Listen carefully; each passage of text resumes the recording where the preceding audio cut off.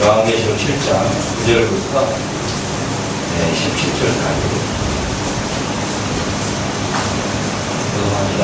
이후에 내가 보니 각 나라와 족속과 백성과 방언에서 아무나도 능히 셀 수 없는 큰 무리가 흰옷을 입고 손에 종려가지를 들고 보좌 앞과 어린 양 앞에 서서 큰 소리로 외쳐이르되 구원하신 보좌에 앉으신 우리 하나님과 어린 양이 일어나니 모든 천사가 보좌와 장로들과 내 생물의 주위에 섰다가 보좌 앞에 엎드려 얼굴을 대고 하나님께 경배하며 아멘 찬송과 영광과 지혜와 감사와 존귀와 권능과 능력이 하나님께서 세우러 오시리라. 장로 중에 하나가 응답하여 내게 이르되 이 흰옷 입은 자들이 누구며 또 어디서 왔느냐. 내가 하나님의 죄를 지시는 자가 아니니 하나님의 이름을 사랑하는 사람과 어린 양의 뒤에서 옷을 신고 길에 가려니라. 그러므로 그들이 하나님의 보좌 앞에 있고 또 그의 성전에서 각각 하나님을 섬기며 보좌에 앉으신 이가 그들 위에 장막을 치시리니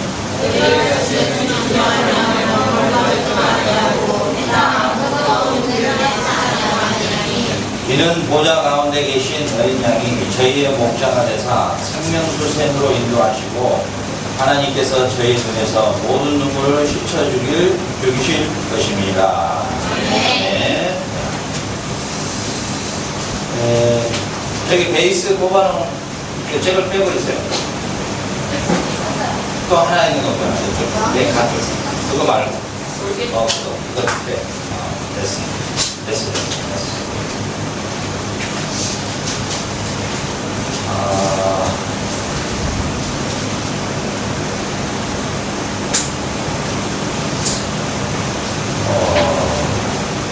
우리 옥상에 가면은 한 2달이나 걸렸나? 한 달이나 걸려서 만들어 놓은 방이 있죠? 네. 뭔가를 이렇게 만들어 놓고 나면, 만든 사람이 보여주고 싶다는 거예요. 그죠? 보여주고 싶다. 그래서 뭐, 집을 사서 들어가고, 집들이 다, 이런 것들이 뭐냐, 사실은 내 집을 좀 바라는 거예요. 새빵살이 하면서 집 되는 사람 봤어요. 어렵잖아요. 좀 봐주라는 거죠. 내가 이 정도 했으니까. 오늘 저는 이 말씀을 묵상하면서 하나님이 너무 보여주고 싶다. 우리에게 보여주고 싶다. 하나님, 우리가 하나님 속성을 닮았기 때문에 하나님도 굉장히 나타내시길 좋아하시고요. 하나님 자신의 성품이 뭘 하시고 좀 우리가 좀 알아주기를 원하고 우리가 그걸 알아서 막 감격스러워하고 막 기뻐하고 막 뛰고 막 이런 걸 굉장히 좋아하시냐. 우리는 이제 재성이 있어서 그렇게 좀 교만한 자랑 이런 걸로 변해서 그렇지 그 속성 자체는 하나님 속성이기 때문에 참 하나님도 참 보여주고 싶어 하신다. 너무너무 참 우리에게 좀 보여주고 싶은 마음이 너무 간절하시는 본문이구나. 이걸 제가 깨닫게 되고요. 참 은혜를 많이 받았어요. 하나님 우리에게 너무 보여주고 싶구나. 그래서 오늘 이 시간에요. 그래, 우리가 어떤 대작의 영화 같은 거 보면, 오래 걸린 영화들을 보면, 어떤 영화를 5년 동안 준비했던 영화도 있고, 좀 가벼운 영화들은 1년 안에 또 끝내는 영화도 있고 그러는데, 대작들을 보면 상당한 기간들이 오래 걸리잖아요. 그래서 사실 우리가 오늘 읽은 이 본문의 말씀이 굉장히 짧지만 하나님의 전체적 그러니까 우리 지구촌의 역사의 시작과 마지막에 모든 것들을 다 이 짧은 구절 안에 우리 다 보여주셨어요. 그러니까 사실은 오늘 여러분들이 설교를 꼼꼼하게 잘 듣고 꼼꼼하게 듣고 이걸 소화만 시켜내면 하나님의 전체적인 하나님의 일하심과 하나님의 계획하심과 하나님의 모든 목적이 다 완성되는 것을 오늘 우리에게 보여주시는 아주 귀한 놀라운 하나님의 은혜의 말씀 꼼꼼하게 여러분들이 적으시고 청년들 잘 적고 그렇게 해서 사실 뭐 이런 말씀을 그냥 듣고 이렇게 무슨 소설처럼 뭐 태백산맥 이런 것처럼 읽고 넘어가는 게 아니에요. 사실 이게 계속해서 묵상하고 또 상고하고 또 생각하고 이런 시간들을 가져야만이 이 메시지가 우리 영혼 안에 스며 들어온단 말이에요. 그 영혼 안에 스며 들어올 때 그때 우리 안에서 이 나타나는 이 희열들, 이 진리 안에서 우리 안에 그 썰을 끼치도록 정말 그 일어나는 그런 그 환희와 감격들, 이것을 우리가 영적인 쾌락이라 해요. 그러니까 세상 사람들은 육적인 쾌락이죠. 뭐 삼겹살에 가서 소주 한 잔 먹고도 막 악을 쓰고 막 이쁜 아가씨하고 어디 가서 뭐 연애하고 좋은 뭐 차로 데이트하고 다니고 뭐 이것을 그들은 쾌락이라 그러지만은 우리 크리스찬들은 그들과 비교할 수 없는 이런 영적 쾌락을 우리에게 즐기도록 주셨어요. 뭘 통해서요? 말씀을 통해서. 말씀. 이 말씀이요, 우리 세상에서 지금 느끼는 재미, 쾌락, 오 감각으로 밀려오는 그런 감각들하고는 아주 그냥 비교조차 할 수 없는 그런 어마어마한 영적 쾌락을 우리에게 주셨어요. 특히나 이 요한계시록을 통해서, 오늘의 이 본문을 통해서 너무 우리에게 정말 이것을 묵상할 때마다 이 지구촌이 딱 보여요. 이 우주 전체가 보여요. 그리고 전 역사가 한눈에 딱 들어와요. 그렇죠? 그런 하나님의 우리에게 간절히 보여주고 싶어 하는 이 놀라운 오늘 이 말씀이기 때문에 딱딱하기도 하고 어려울 수도 있지만 잘 적었다가 묵상하고 또 묵상하면 아주 특히나 굉장히 신앙생활의 어떤 매너리즘에 빠져서 너무 이게 냉랭하고 내 가슴에 이게 뭔가 내가 지금 신앙생활 하고 있는 이 자체가 이것도 아니고 저것도 아니고 이상하게 그런 이상한 그런 마음들이 우리에게 스며들 때 이 구절을 다시 한번 묵상하면 정말 우리의 영적인 새로운 힘을 얻을 수가 있습니다. 그러나 우리 사랑하는 우리 아들, 딸들은 이거 잘 적어놓고 우리 공동체에 떠날 때 내가 다른 건 절대 가져가지 말아야지 추접스럽게 여기서 막 했던 줄넘기를 막 가져가면 안 되겠지. 어떤 놈도 그런 놈도 있어. 여기서 지 숟가락도 가져가는 놈이 있어. 어떤 놈이 그런 쫄쫄한 짓 하면 안 되지. 근데 가져갈 다른 건 다 놔두고 가더라도 여기서 성경을 아침 저녁으로 여러분들이 기록했던 여기다 가지고 와서 어느 곳에서든지 펴고 묵상도 하고 그 성경을 잘 섬기기를 기회를 축원합니다. 오늘 또 이 찬양과 너무 또 매치가 됐어요. 잘 됐어요. 오늘 이게 너무너무 누가 이런 정보를 오늘 내가 이 설교를 할 줄 어떻게 알았는지.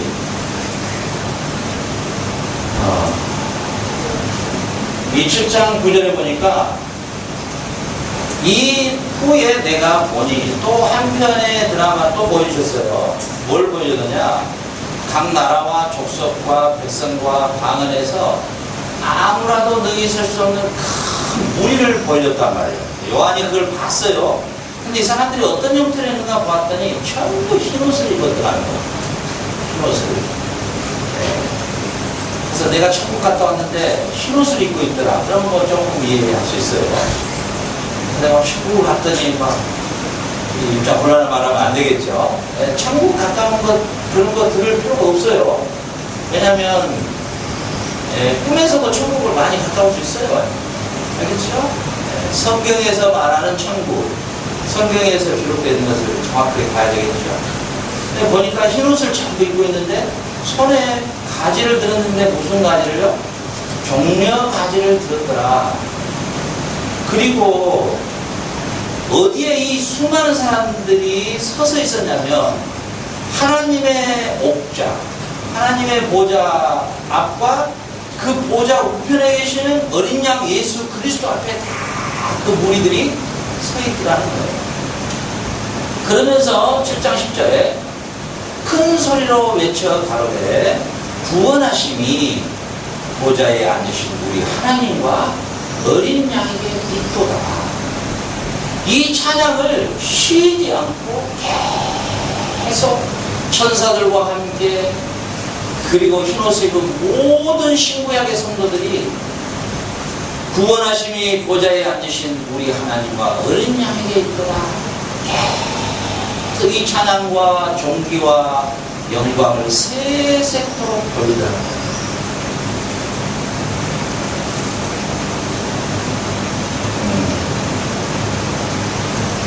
우리 찬양할 때 이 간증식 찬양이 별로 좋지가 않아요. 별로 그렇게 성경적으로 맞아요. 우리가 이 지금 현재 예배드리는 이 예배의 모습이 말이죠. 사실은 지금 이 계시록 7장에 나타나는 이 예배의 모형이에요. 그러니까 샘플링이란 말이죠.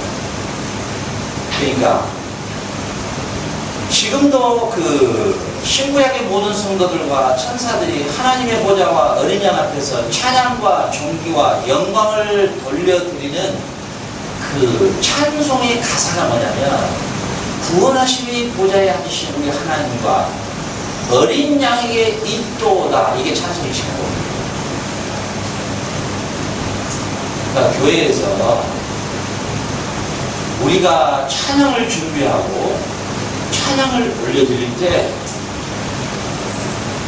간증식 찬양을 하면 안 되고 하나님의 어린 양과 그 보좌에 앉으신 우리 하나님께 영광과 존귀를 올려드리는 찬양이 있거든요. 왜냐하면 우리는 지금 예형 연습을 하고 있거든요. 주님 재림하시면 아니면 우리가 먼저 또 하나님 부르셔서 가면 바로 이 자리에 우리가 바로 서요. 이 자리에 선다고요.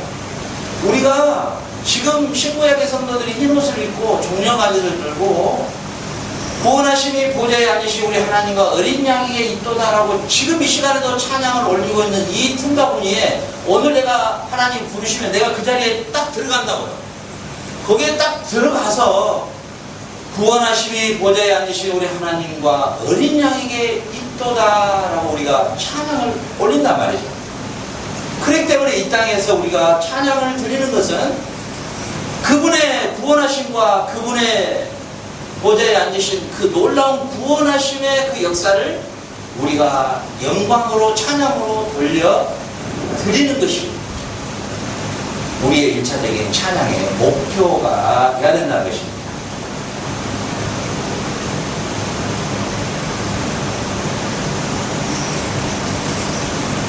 뭐 찬송가 세미나 다니니까 말하기는 곤란한데 이왕 찬양이 나왔으니까 제가 어느 날 교회를 갔는데 그것도 큰 교회에서 성가대가 곡을 준비했는데요. 무슨 곡을 준비했느냐?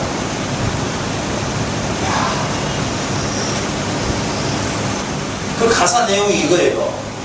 당신만 있으면 폭풍이 와도 당신만 있으면 어떤 얼음이 내게 와도 나는 그걸 이겨낼 수 있습니다. 당신만 있다면 나는 절대 좌절하지 않고 일어설 것입니다. 이런 가사의 내용이에요. 근데 그 노래는 사실은요, 뉴 에이지의 음악이에요, 그게. 그게 무슨 뜻이냐면, 신이 내 남편인 거예요. 신이. 이번에 그 죽었던 우리 누구죠? 신해철?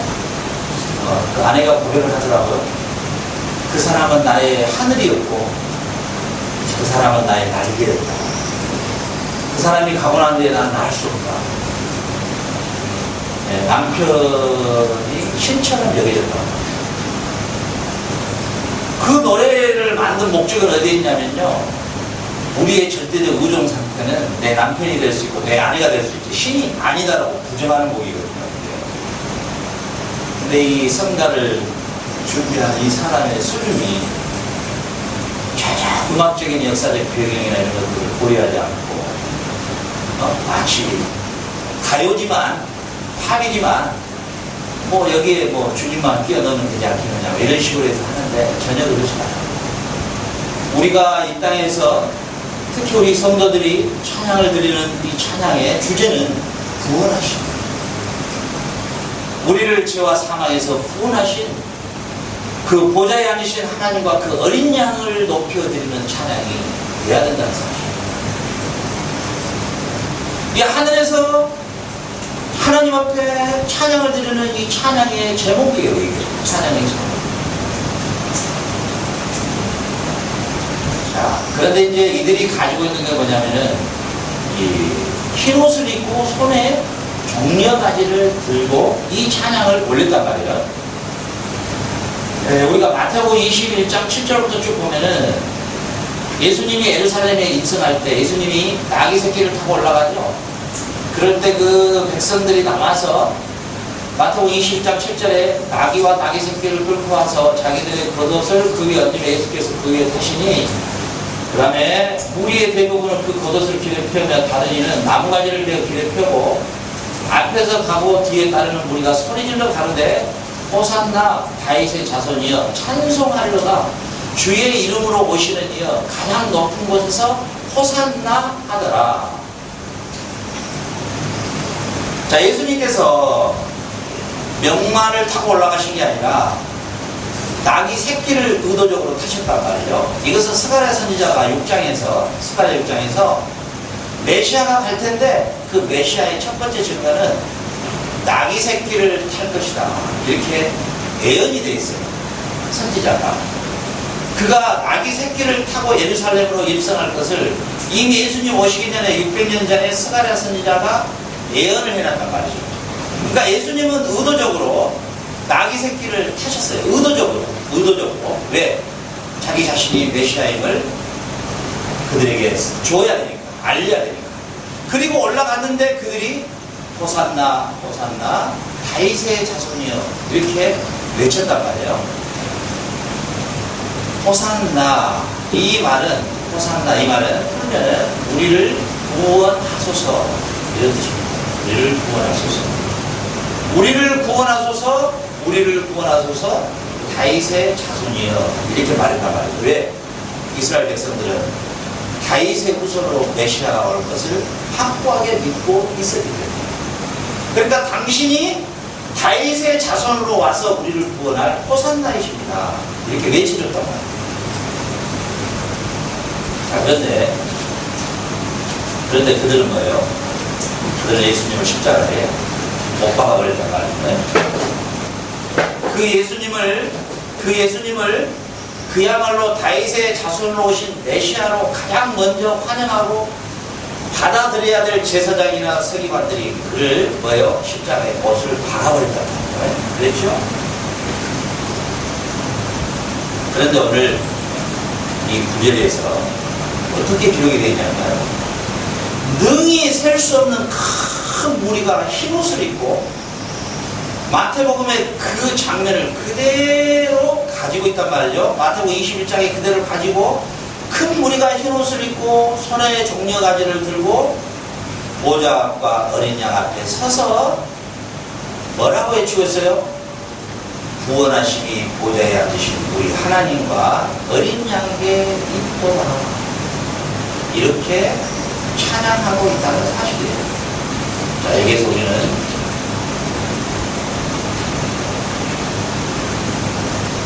중요한 것을 찾아낼 수가 있다는 것이죠. 그게 뭐냐면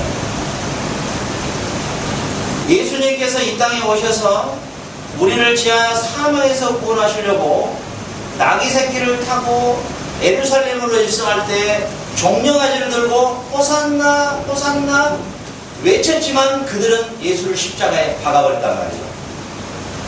로마의 처형법 중에 십자가의 처형이 가장 극한 처형이거든요.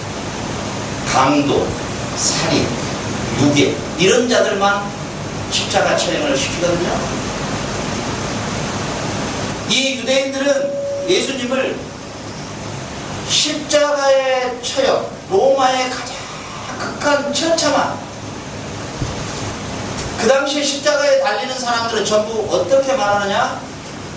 하나님으로부터 저주를 받은 사람만이 이 십자가의 처형을 받는다라고 그들은 다 인식하고 있어요. 그래서 갈라디아서 3장 13절에 그리스도께서 우리를 위하여 저주를 받으신 분 이렇게 기록됐단 말이죠. 무엇 때문에 저주를 받았느냐? 그래요. 로마의 군인들이 로마의 법에 의하면 그 십자가의 처형이 가장 비참한 처형인데 저주를 받았어요. 맞다 그 말이에요. 바울은. 그래, 예수님이 저주를 받았어. 뭐 때문에? 우리를 위한 저주다. 우리를 위한 저주. 우리를 위해서 그분이 저주를 받았다는 거예요. 우리를 위해서. 우리를 위해서. 그러죠? 예수님께서 예루살렘에 입성할 때 종려가지를 들고 호산나 호산나 우리를 구원할 자이시여 외쳤던 그들이 예수님을 가장 비참한 십자가에 못을 박아버리겠단 말이에요. 가장 비참한 저주를 받겠단 말이죠. 그런데 놀라운 것은 요한이 보니까 하나님의 보좌 앞에 그리고 그 보좌 옆에 계신 어린 양 예수 그리스도께 모든 천사와 만물이 그리고 신구약의 모든 성도들이 그 앞에서 그 예수님 앞에서 찬양을 올리더라는 거예요. 어떤 찬양을요? 종려가지를 들고 보좌에 앉으신 어린 양과 그 하나님 앞에 구원이 있음을 노래하고 있다. 무슨 말입니까? 지금도 이스라엘 사람들은 절대로 예수님을 메시아로 받을 수가 없어요. 네, 그들의 입장에서는 받을 수가 없어요. 왜냐하면 그는 한 남자로서 십자가에 로마의 가장 비참한 처형의 법에 의해서 그는 십자가에 죽었던 사람이거든요. 그가 메시아로 절대로 받아들일 수가 없어요. 아무리 논리적이고 아무리 상식적으로 해도 그 예수를 절대로 구원자로 받아들일 수가 없습니다. 그들은 절대로 용납할 수가 없어요. 그 예수가 우리의 메시아임을 절대로 그들은 받아들일 수가 없다고요. 왜? 그들이 기대하고 있는 메시아는 그런 메시아가 아니기 때문에. 그런데 놀라운 것은 오늘 요한이 보니까 그 종려가지를 들고 나귀 새끼를 타고 올라오셨던 그 예수님께 호산나 호산나 외쳤지만 그를 십자가에 박아버렸는데 그 예수님의 보좌에 앉아 계시더라는 거예요. 여러분 보세요. 내가 이런 이야기를 한번 드려볼게요.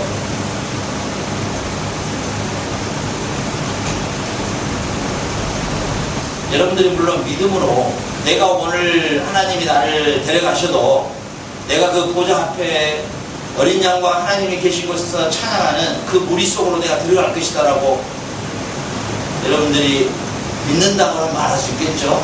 그죠? 믿습니까? 약간 좀 악센트가 약하게 되는 이유가 뭔지 모르겠네요.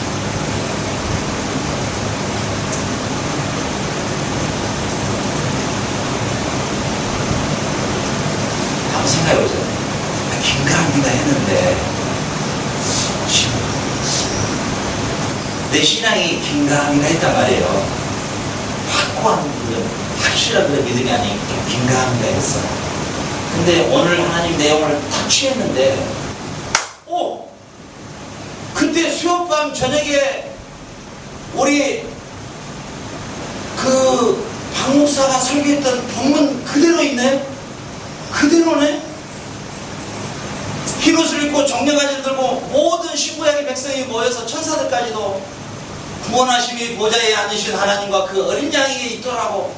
그 찬양과 경배와 그 말할 수 없는 그 찬양함 속에서 찬양과 경배를 드리고 있네? 그때 아마 여러분 머리에 순간에 엄청난 생각들이 아마 오고 갈 거예요. 아마 저 같으면 이런 생각이 들 것 같아요. 아 진짜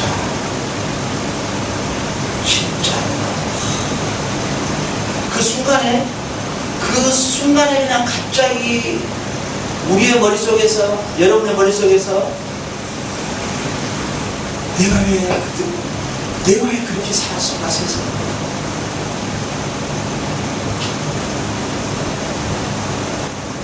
나에게 준 그 좋은 기회를 왜 내가 그렇게 다 버려버렸을까? 시간, 나에게 준 재능, 나에게 준 모든 은사들을 왜 그렇게 허비해버렸을까? 내가 이게 사실이었구만.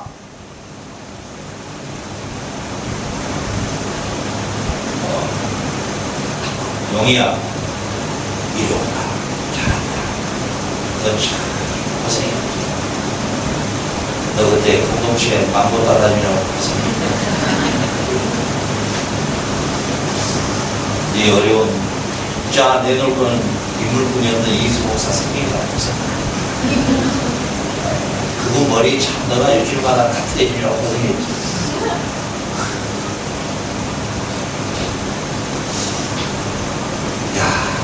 나중에 보면은 예수님이 두 책을 갖고 있어요. 한 책은 그리스도를 오직 믿음으로 구원을 얻는 생명책이고요. 한 책은요, 우리가 했던 행동, 우리가 했던 수고, 우리가 했던 희생, 우리가 했던 헌금 한 푼까지가 낱낱이 적겠다고.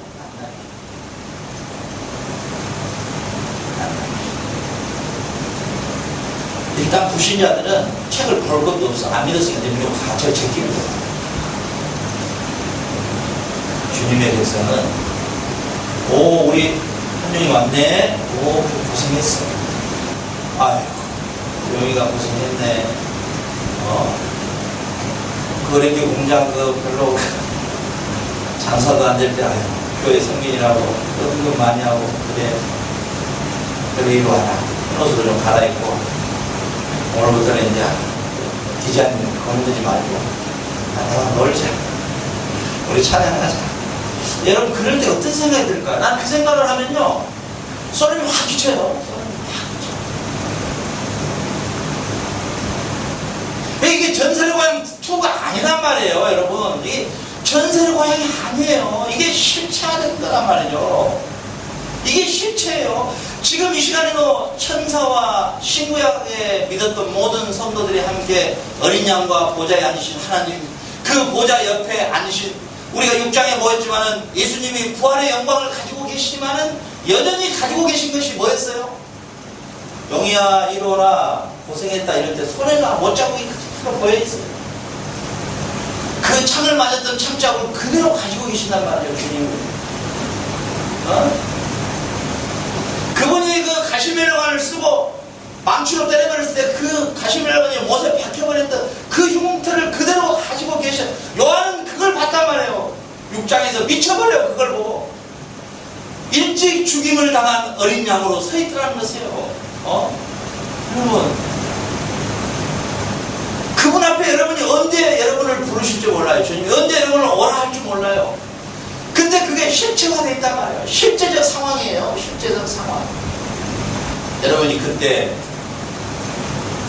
아이고 우리 친성도 왔네.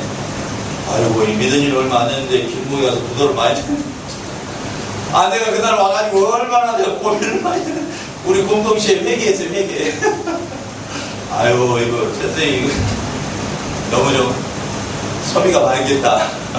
그런데 우리 선생님이 참 은혜스러운 말을 하더라고요. 기도되면 또 채워지는 거죠. 참 귀하신 분이다.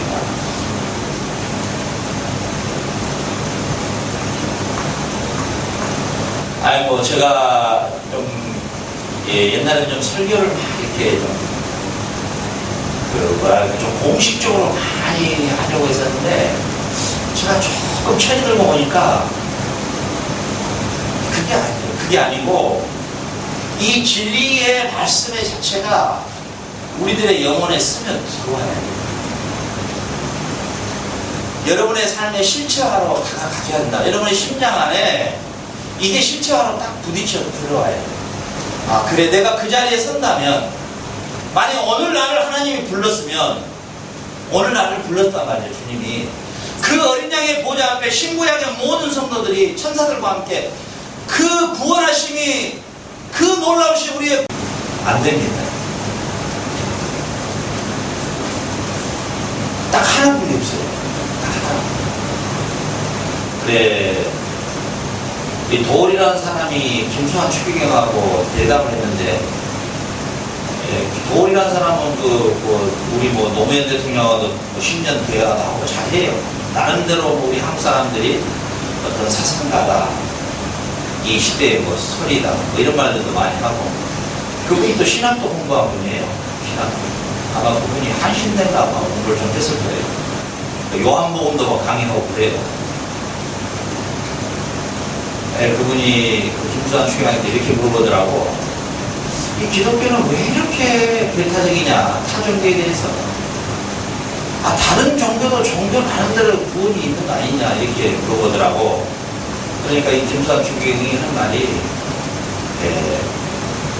우리 캐토릭은 다른 종교에 구원이 없단 말을 절대 안 해요. 우리 그런 적 없다. 불교는 불교대로, 유교는 유교대로. 그들의 신앙을 존중해주고 그들도 구원이 있으면 있는 것이다. 이렇게 이야기를 하더라고요.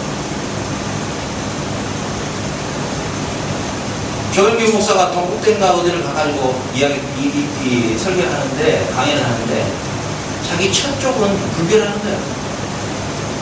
그래서 자기들은 만나면 절대로 불화가 없다는 거야. 처가 쪽은 불교는 불교대로 구원이 있고, 기독교는 기독교대로 구원이 있으니까. 존중해 준다는 거야.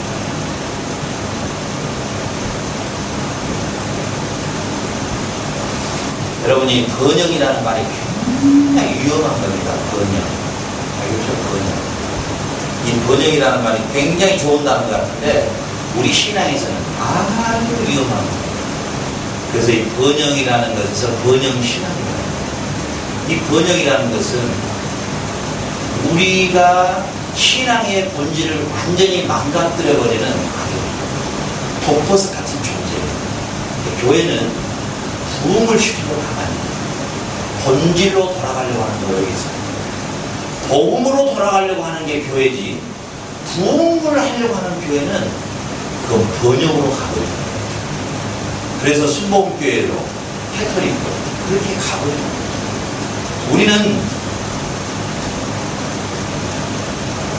우리가 이런 부분들을 잘 생각해야 될 이 시대에 지금 살고 있는 거예요.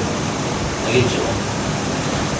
내가 어떤 많은 사람들, 물론 한 사람보다는 10사람을 전도해서 주님 품으로 오게 하는 것 중요하죠.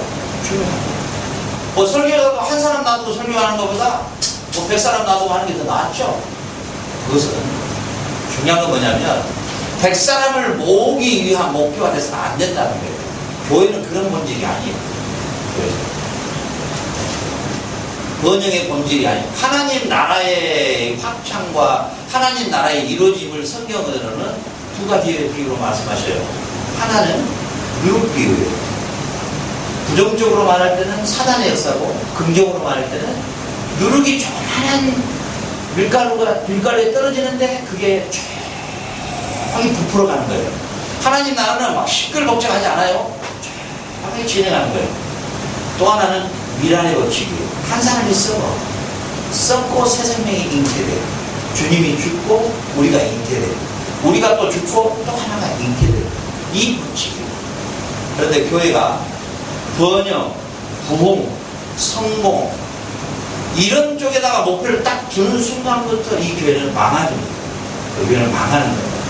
그래서 그 교회가 미래가 있는 교회인가 없는 교회인가는 그 목회자가 어떤 생각을 가지고 있는가만 딱 대화를 해보면은 미래가 딱 보이는 거예요.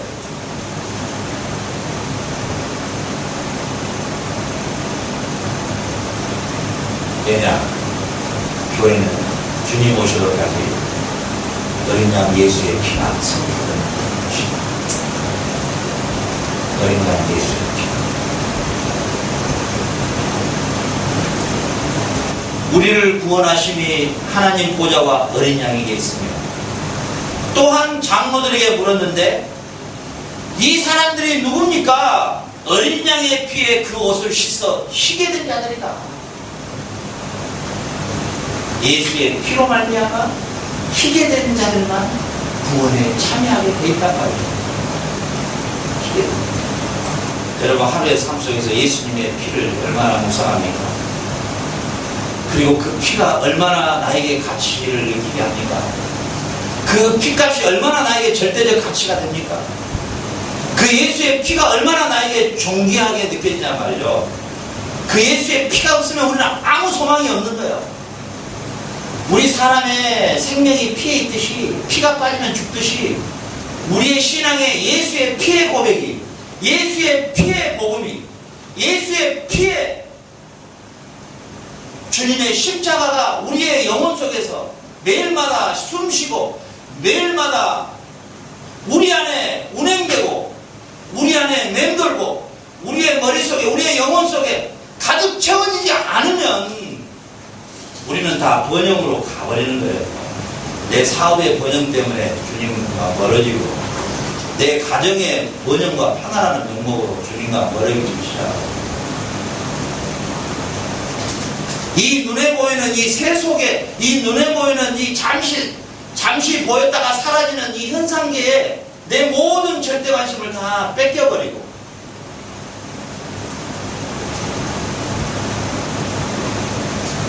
우리의 눈에 가시적으로 나타나는 이 현상계, 성경에서는 세상의 만물은 다 사라지고 없어지는데 하나님의 말씀은 영원하고, 세상의 모든 영화는 솔로몬의 영광, 그 휘황찬란한 솔로몬이 가졌던 영광도 들에 피어나는 꽃 한 송이와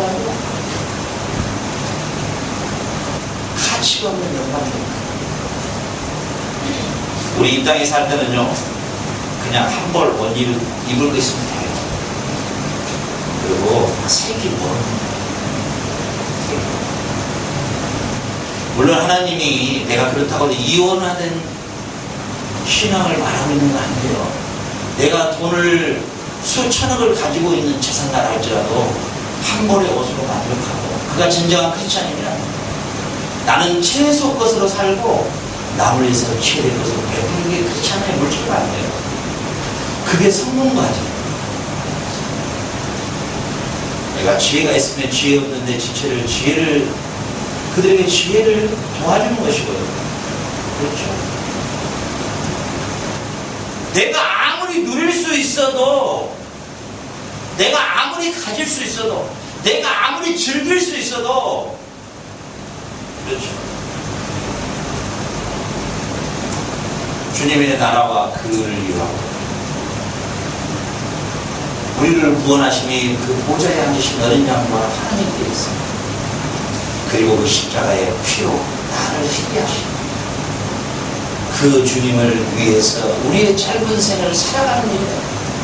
우리의 모든 정신이 맞춰져 있어야 된다는 거예요. 그거 외에는 우리의 모든 생각과 우리의 모든 목적이 거기에 우리가 완전한 중심이 서 있어야 된다는 거예요. 그랬을 때 언젠가 여러분 하나님이 부르실 때, 지금도 누굽니까? 혹 여러분들이 가서 이 사람들이 누구예요 주님? 내 피에 시청받은 내 백성입니다. 여러분,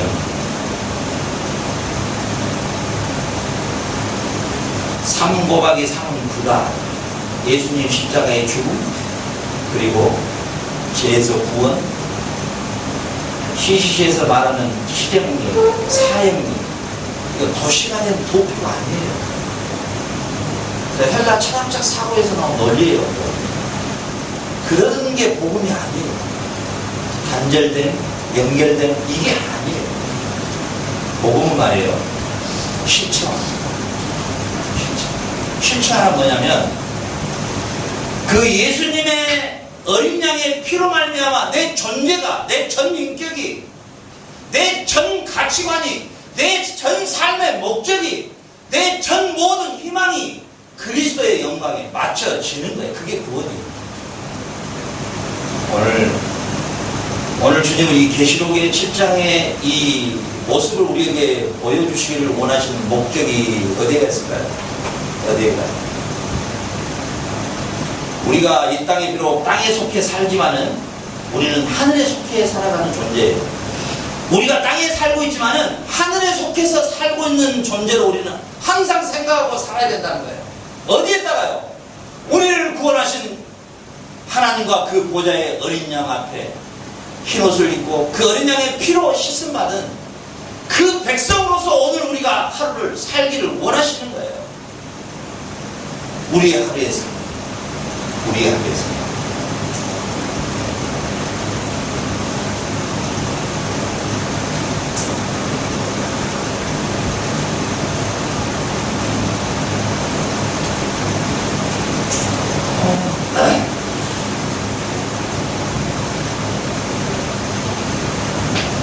우리 그 주일 학생들도 그 예수님이 왜 십자가에 죽으셨니? 우리 죄 때문이죠. 이렇게 공식화되니까. 우리 어른들도 권사님 예수님이 왜 십자가에 돌아가셨죠? 저희 위해 죄를 죽으셨죠. 내 죄를 위해서 죽으신 그 사건이 실체화되어 있지를 않으면 그것은 부급셈을 외우고 있는 것과 똑같아요. 335. 그게 나의 실체화로 다가와주면 그게 내가 진정 믿음으로 내가 그게 실체화로 내 가슴에 묻혀있으면 그 복음이 내 심령 안에 실체화가 돼 있으면 비록 이 땅에 우리가 살지만 하나님 보좌 앞과 그 어린 양 앞에 구원하심이 그 어린 양에게 있도다라고 하는 그 찬양이 오늘의 나의 삶으로 연결되며 그 주님의 피로 희게 된 그 성도들의 천상에서의 삶이 오늘의 나의 삶의 천상적 삶을 살게 돼 있다. 그게 우리 삶으로 연결되는 진정한 복음을 실체화로 살고 있는 존재예요.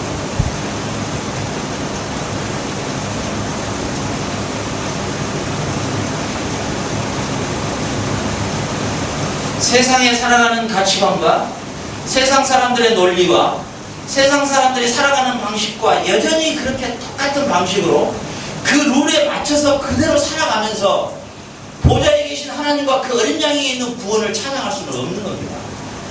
그건 불가능해요. 엘리야는 엘리야 시대 때 통탄합니다. 이스라엘 백성을 두고 이렇게 통탄합니다. 너희들이 확실하게 해라. 확실하게. 바알에게로 갈래? 하나님께로 붙을래? 여호수아도 확실하게 말합니다. 너가 확실하게 말해. 너희들 애굽 하기 전에 애굽에 떠나기 전에 섬겼던 신을 섬길래? 아니면 하나님을 섬길 거냐? 나는 여호와만 섬기겠다. 하박국 선지자도 똑같이 선언해요. 너희들 하나님 앞에 범죄함으로 이제 본격적으로 이방인에게 집합비를 당할 텐데 나는 기쁘다. 왜? 그들이 와서 너희들의 소출을 다 없애버리고 포도밭을 다 짓밟아버리고 너희들의 외양간의 손을 다 걷어가 버려도 나는 여호와 하나님 한 분으로 기뻐하노라. 우리 신앙은요 절대로 말이죠 1이면 1이고 2면 2예요. 중간지대가 없습니다. 없어요. 우리 아들, 딸들, 우리 공동체에서 훈련받으면서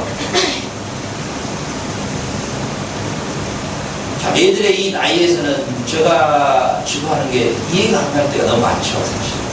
어떤 애는 뭐 내가 지리산 청학동의 홍준이다 이렇게도 이야기를 하는 게 있고 지리산 청학동이 뭐냐 했더니 지리산 꼭대기 올라가면 머리 따보시는 거 한복 하얀 거 입고 붓글씨 들고 이렇게 밖에 안 다니고 이렇게 보이나.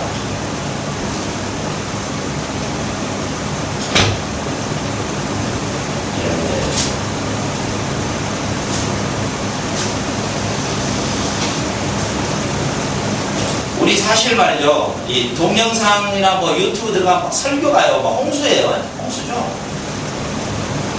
뭐 설교 잘하시는 목사님도 많고 어마어마해요.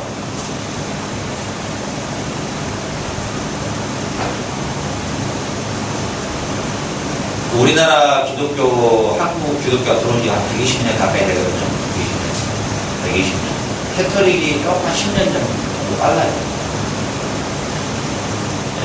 우리나라, 원래 말이죠. 원래, 이것은 우리 일반 학문에서 말하는 거예요. 일반 학문. 일반 학문. 이 역사의 개론이에요. 이게 하나예요. 물론 이것도 통계죠. 통계가 많이 왔어요. 그러니까 한 종교가 어느 공동체든 어느 집단이든 한 국가든 3분의 1이 넘어가면 그 나라 전체의 문화가 3분의 1에 이 들어가 있는 그 종교의 문화의 영향을 받는다는 거예요. 근데 맞죠? 우리나라가 그 신라 천년이 불교였잖아요. 2조 500년이 유교였잖아요. 그러니까 우리나라가 유교와 불교의 문화를 갖고 있단 말이죠. 그러죠? 근데 우리나라는요, 요즘에는 제가 우리나라에 대해서 많이 생각을 해봅니다. 그리고 내가 말 제일 잘하는 2개국가 있는데요. 한국어와 북한어잖아요.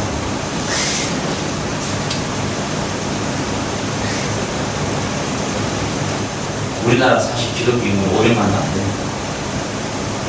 5천만. 그것도 더 떨고 떨어버리면요. 안 됩니다. 우리 교단에서 교인들 성도들 통계 나오거든요. 네, 다 뻥이에요. 자, 우리나라 100년이 넘어가는 기독교 역사에 말 그대로 800만, 1000만이 기독교인이다 이렇게 외쳐왔는데, 우리나라의 기독교 문화는요, 우리 기독교가 미쳤던 그 기독교적 문화는 하나도 없어요. 하나도 없어요.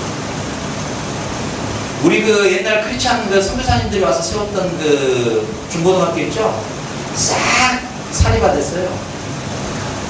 여전히 똑같아요. 토요일날 주일날도 와서 수능 준비를 하려고 그래요.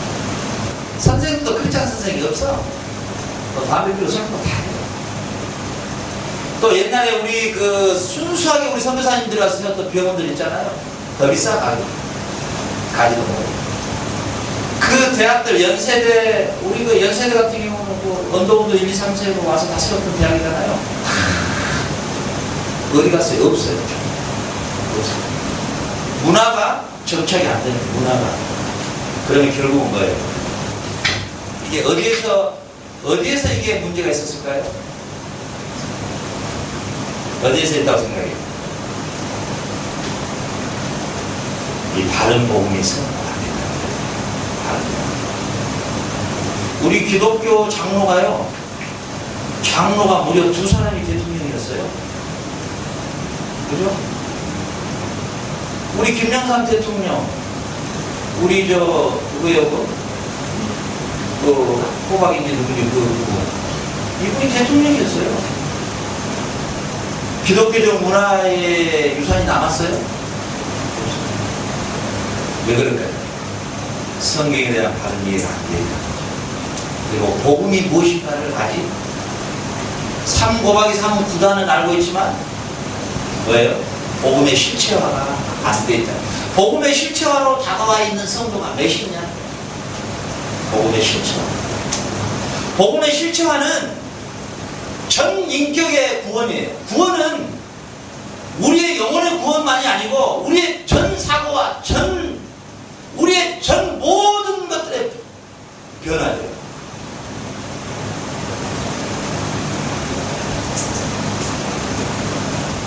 이따가 제가 소리 좀 들을 거 생각하고 이야기합니다. 저희 아내하고 이렇게 이야기를 한참 진행하잖아요. 딱 진행하다가 딱 걸리면 일단 거기서 스톱해야 되잖아요. 스톱 안 하면 싸워지니까. 옛날에 막 싸웠어요. 근데 거기서 딱 스톱하고 지금은 뭐야? 하나님 지혜를 주셨어. 카톡으로 걸려. 그러면 싸울 일도 없고 너무 좋아. 카톡. 내가 하고 싶은 말 하게. 그러면 딱 사건 종료. 왜냐하면 부부라도 이게 같을 수가 없어요. 함께 같이 공유하는 부분도 있지만 공유할 수 없는 부분이 있어요. 이건 하나님과 나하고의 관계에서 처리해야 될 부분은 아내도 끼어들면 안 되거든요. 거기서 내가 절대로 타협할 수가 없어요. 절대 그건 내가 바뀔 수가 없어요. 이게 나의 고집이냐 나의 생각이냐를 계속 점검해보는 거예요. 하나님이 아니다. 이건 내가 너에게 주는 분명한 나의 일이다 했을 때는 할 수 없어요. 할 수 없어요. 그래서 결국은 우리가 5장에서 6장에서도 봤지만은 예수님께서 이렇게 말씀하시잖아요. 내가 이 땅에 평화를 주러 온 지 아느냐? 화평을 주러 온 지 아니다. 불화를 주러 왔다. 아들이 엄마와 아빠가 엄마와 며느리와 시어머니가 뭐가요? 복음의 실체와 앞에서는 다 다르다. 그러니까 가정의 평화를 위해서 이렇게 접근하면 과정이 평안할지는 모르지만 하나님 앞에서는 큰 죄. 앞으로 우리 청년 자매들도 결혼할 텐데 가정의 평화가 먼저냐 하나님의 뜻이 먼저냐는 생각해야 돼요. 내 아내가 먼저냐 하나님 뜻이 먼저냐 내 남편의 뜻이 먼저냐 하나님 뜻이 먼저냐 가정의 평화가 먼저냐 하나님 뜻이 먼저냐 이걸 봐야 돼요. 이걸 왜? 복음의 실체 앞에서는요 어쩔 수 없는 거예요. 어쩔 수 없어요. 복음의 실체적인 게 내게 다가오면 남편하고도 불화가 일어날 수 있어요. 아들과 딸의 관계도 불화가 일어날 수 있어요. 주님은 이런 말씀하셨어요. 아들, 딸들을 나보다 더 사랑하면 절대 너희는 십자가 질 수 없다.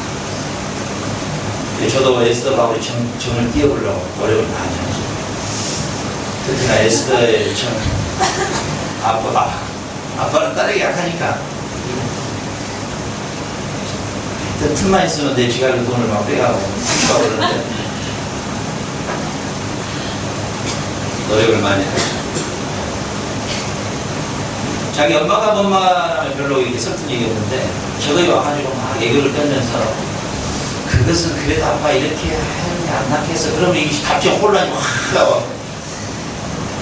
금식이 하나 들어가야 정신이 돌아올 정도. 저게 아주 그냥 골치 아프다. 그런데 우리 안에 복음의 실체화가 되면 어쩔 수 없어요. 아내도 남편도 사랑하는 아들도 딸도 빠이빠이 할 때는 빠이빠이 합니다. 왜? 우리 하나님 앞에 가면요 내 딸이고 내 남편이고 없어요. 하나님의 나라는 시집가고 장가가는 곳이 아니에요. 뭐 내 남편 여기 살 때만 남편이에요. 뭐 거기 가서도 뭐 우리 한 사모님이 뭐 여보 뭐 그런 말 할 일 없어요. 전혀 없어요. 거기서는 다 주님 안에서 한 백성으로만 사는 거예요. 결혼의 제도가 없어져 버려요. 뭐 아기 놓고 이런 것도 없어요. 성경에 보면 전혀 없습니다. 먹고 마시는 나라도 아니에요. 먹어도 그만이고 안 먹어도 그만이에요. 뭐 장가가고 시집갈 제도가 아니에요. 뭐 니는 내 딸, 니는 내 아들 뭐 없어요. 뭐 사유재산, 뭐 내 아빠 등기 없어요. 그런 거 전혀 없습니다. 뭐 엠빵 하나 사람 없어요. 외상 없어요. 외상할 필요도 없어요. 그래서 우리가 오늘 이 계시록을 통해서요 우리가 이 땅에 살지만 따라해봅시다. 내가 이 땅에 살지만 하늘에 속한 자로 살자. 그 말은 뭔 말이냐면 땅의 방식으로 살면 안 된다는 거예요. 땅의 방식으로 우리는 사는 존재가 아니에요. 땅의 방식은 뭐예요? 이 세상 사람들의 삶의 방식으로 사는 게 아니에요. 무슨 말인지 알겠어요 지금? 이 세상 사람들의 사는 방식 출세하고 돈 벌고 집 사고 자동차 좋은 거 사고 적금하고 노후 보자 이거 아니단 말이에요. 이게 아니에요. 이건 이 땅에 속한 사람들의 사고예요. 그 사람들의 삶의 방식인 거예요. 알겠어요? 우리는 그런 방식이 아니다는 말이에요. 오늘 이 계시록을 통해서 우리의 삶의 방식은 보좌에 앉으신 하나님과 그 어린 양에게 구원하심이 세세토록 있는 그분 안에서 하늘나라에 속한 사람의 삶의 방식으로 그분이 흘렸던 피를 통해서 우리가 죄의 씻음을 받고 하얀 옷을 입고 하나님의 거룩한 자녀가 된 이 삶에 이 땅에서 비록 살지만 하늘의 방식으로 우리는 사는 거예요. 하늘의 방식으로 사는 건 뭐예요? 이 세상의 삶의 방식과 정반대로 가면 그게 딱 정답이에요. 골프 치러 가? 안 가야 돼.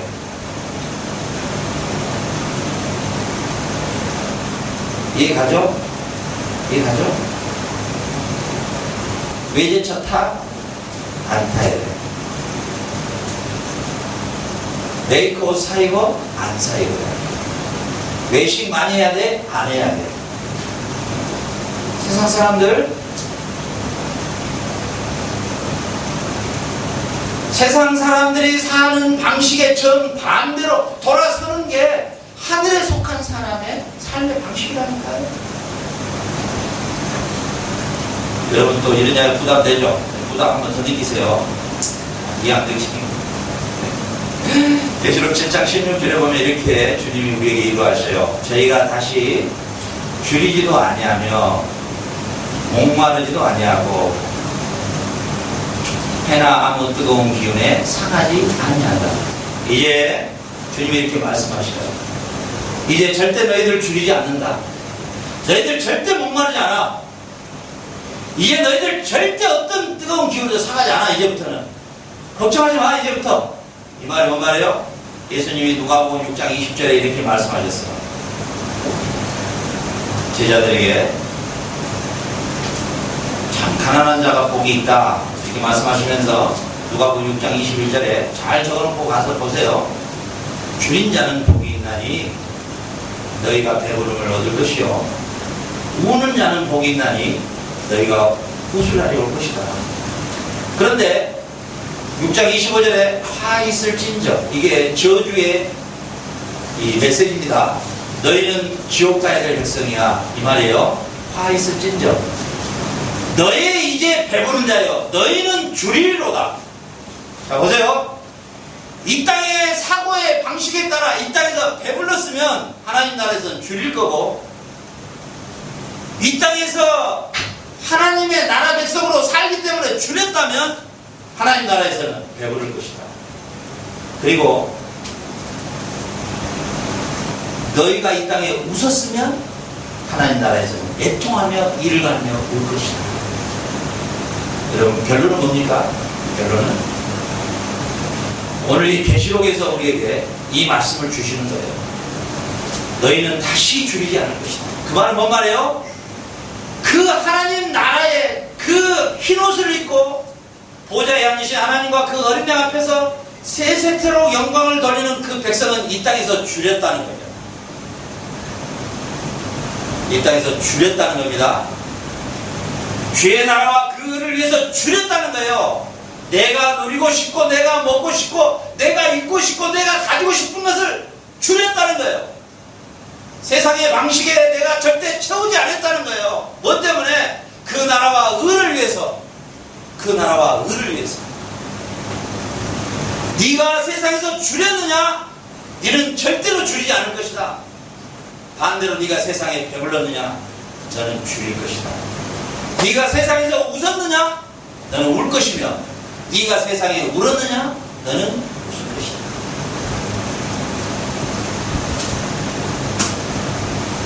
그건 형식이야. 예수 믿고 행복하고 남 참 좋아요. 우리 아들 잘 되고 권사님 아들 잘 되고 23평에서 54평으로 이전하게 하시는 하나님.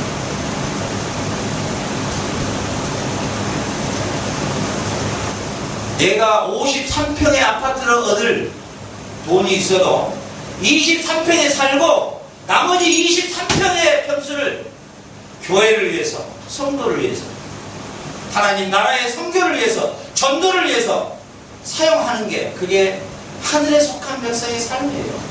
그게 복음에 실체화되어 있는 삶의 그리스도인의 삶의 방식인 것이에요.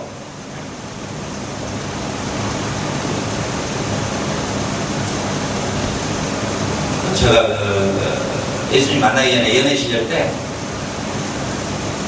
그때가 80 몇 년 되겠네. 80. 그 한 장짜리 이렇게 쫙 하고 그 다음에 요 손에 이거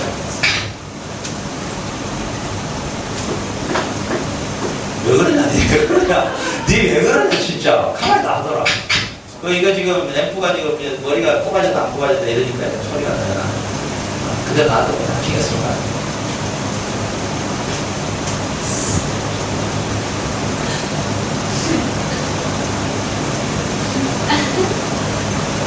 제가 예수님을 만나니까요. 그 만나는 그 딱 순간에요. 첫 번째 했던 게 제가 목걸이를 벗어서 흥흥 들었어요. 제가 입고 있었던 그 무스탕 옷이었거든요. 무스탕 딱 벗어가지고요. 그냥 아무한테나 입혔어. 차 그냥 그대로 그냥 없애버렸어요. 그 따다다다다다 타고 다니는 그 50cc도 안 되는 그거 타고 다녔어요. 옷 있는 대로 다 내가 입을 수가 없어. 신학교를 가는데 위에 양복을 한번 입고 가니까 우리 그 동기 목사님한테 이게 TV에 나오는 이 MC가 입은 옷이지 이런 걸 실험계 입고 하자고 나한테 입을 수가 없어. 어떤 하나도 이게 입을 수가 없어.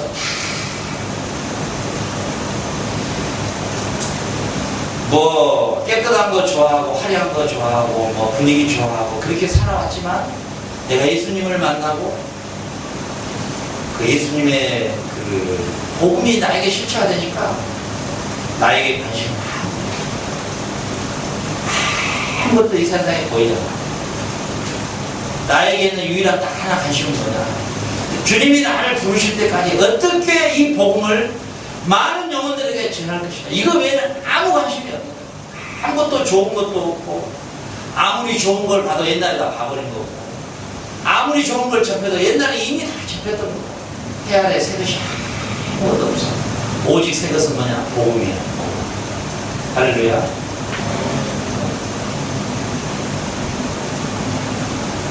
우리 학생들도 예수님의 복음을 실체화 만나잖아. 사실 멋내고 이런 거 없어. 없어요. 이런 거 얼마나 유치한지 몰라. 멋내고 뭐 이런 거 신경. 얼굴이 여드름 나 그 신경 쓸 거 하나도 없어. 아, 여드름 주시는 하나님 감사합니다. 밖에 나가지 않도록 남자들이 나를 사모하지 않아도. 만약에 여러분들이 한절 집사처럼 이렇게 이뻐보면 되겠어? 변정수보다 더 이쁘잖아. 변정수 알아? 네, 우리 하여튼 이번 주에는 우리 현지가 나에게 너무 큰 상처를 주고 나를 꽃창석이라 해가지고 나는 처음에 현지가 나를 친구한테 우리 목사님 진짜 꽃창석이 닮았어.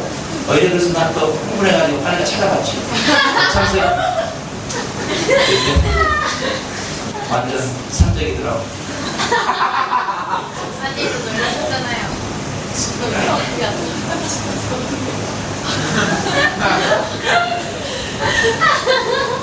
우리가 예수의 복음을 우리 실체화로 만나게 되면요, 이 땅에서 많이 줄이게 됩니다.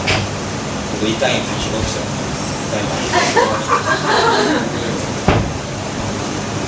이 땅에 관심 없어요. 이 땅에 먹을 거, 마실 거, 잘 거, 그런 거 관심 없어지지만 그게 나에게 큰 관심.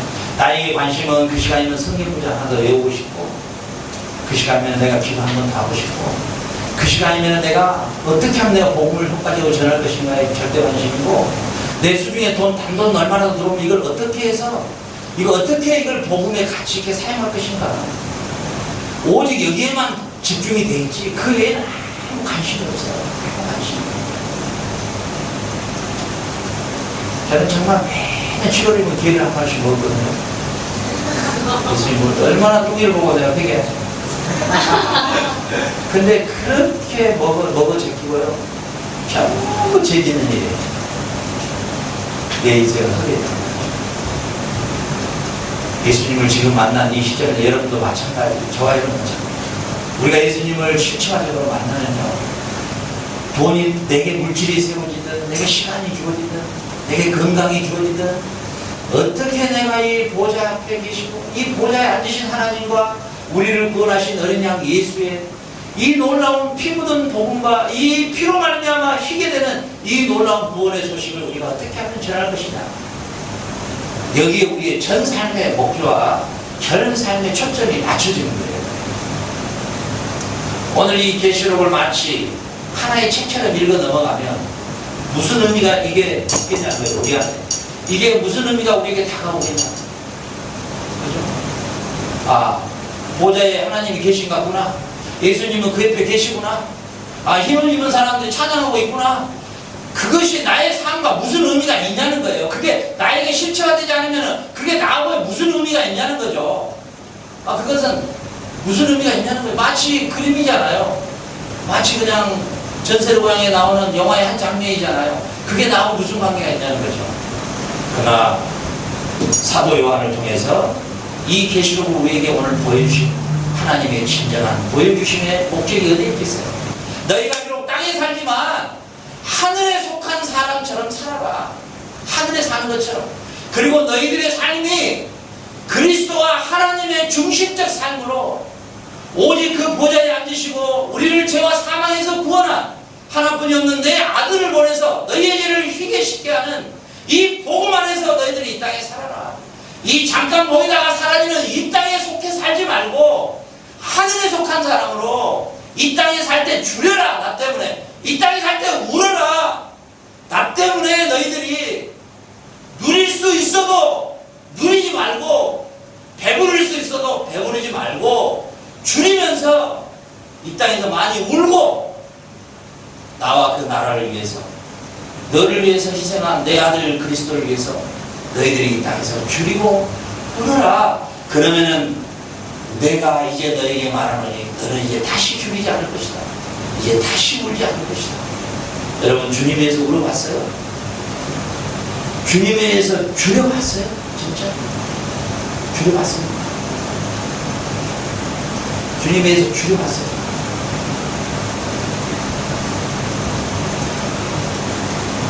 주님 위해서 줄여보고 주님 위해서 울어보고 주님 때문에 헐벗어보고 주님 때문에 포기해보고 주님 때문에 나의 희생을 했다면 주님 앞에 갔을 때 여러분은 이 말을 그대로 들을 거예요. 주님이 똑같이 말할 거예요. 이제는 줄이지 않는다. 이제는 울지 않는 것이다. 이제는 나와 함께 영원한 안식에 들어가자.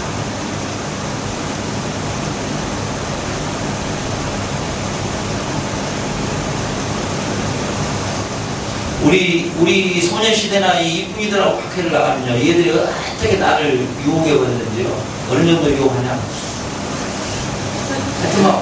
하여튼 얼마나 많은 이쁜 이야기를 많이 하는데 정신이 없어요. 그럼 결국은 가서 머밋도 같은 데가 당해버려요. 머밋도 당하지, 뭐 엠바나도 당하지, 아이스크림 당하지. 결국 당해요. 제가 결국은 당하는데 제가 개인적으로 혼자 딱 나가서 뭘 하나 사 먹으려고 하면 이게 생각을 많이 해서 사면 사실은 생각을 많이 합니다. 왜냐면 우리 자카르타 가면 그 꼬마들 빈술로 못 가요. 반드시 500원짜리 과자라도 사가요. 그런데가 점심때가 돼서 밖에서 그냥 적당을 사 먹고 싶어도 꼭 참고 집에까지 오는 거야. 물론 이제 음식도 안 맞지만 그 생각이 먼저 드는 거야. 내가 이거 밖에서 이 5만원짜리를 먹으면 이 5만원이면 또 우리 자카르타 애들의 과자 하는데 아유 내가 그냥 좀 참고 집에 가서 먹자. 먹어봐야 돼. 맛도 그런 그리고 그냥 1시간 2시간 굶고 그냥 오는 거예요. 네. 세상 사람들은 자기가 돈 있다고 자기 마음대로 쓰고 자기 마음대로 먹고 자기 마음대로 하지만 우리는 그렇게 할 수가 없어요. 우리가 하늘에 속한 자의 삶을 산다면 우리는 이 땅에서 우리에게 주어진 단돈 1,000원이라도 10,000원이라도 그렇게 쉽게 소비할 수 없어요. 쉽게. 우리 그 돈으로 이런 메이크업 몇십만 원짜리 금방 뭐 사입을 수 없어요. 절대 안 됩니다. 네. 그거 절대 그렇게 안 돼요. 될 수가 없어요. 나의 몸에, 나의 육신에, 나의 그 기쁨에, 나의 것에 투자할 수가 없어요. 절대 안 됩니다. 그건 불가능합니다. 안 됩니다. 여러분 절대 안 됩니다. 그런데 중요한 것은요, 제가 이 말씀하고 마칠게요. 제가 그렇게 메이크를 좋아하고 비싼 것만 좋아하고 멋있는 것만 좋아하고 그때 그 옷을 입고 그렇게 화려하게 살아왔지만 전부가 다 나에게는 기쁨이 없었어요. 모두가 다 지나가겠어요. 그러나 비록 말이죠, 우리 고선사님이 그것을 주워다 준 옷이 아니에요. 이 옷 하나에 청바지 하나를 입고 다녀도 기뻐요. 옛날에 그 아무리 좋은 옷을 입어도 그 느끼지 못한 기쁨이 있는데 왜? 아 그래도 내가 오늘 하루를 사는 의미가 주님의 복음을 위해서 내가 살 수 있다는 존재, 오늘 내가 호흡할 수 있는 이 존재의 의미가 주님의 복음을 위해서 내가 살 수 있다는 이 존재, 이 존재감 때문에 감사와 이 기쁨은 이 세상이 주는 어떠한 기쁨보다 바꿀 수 없는 그런 기쁨이에요. 여러분 오늘 계시록에 나타난 이 하나님이 보여주신 하나님 나라를 바라보면서 여러분이 하늘에 속한 사람으로서 이 땅의 사고와 이 땅의 삶의 방식을 돌아가세요. 그리고 이 땅에서 죽이세요. 목마르셔 이 땅에서 죽임을 당해요. 주님의 나라와 그를 위해서 기도하겠습니다. 고마우신 하나님 아버지 은혜와 사랑을 감사합니다. 오늘 저희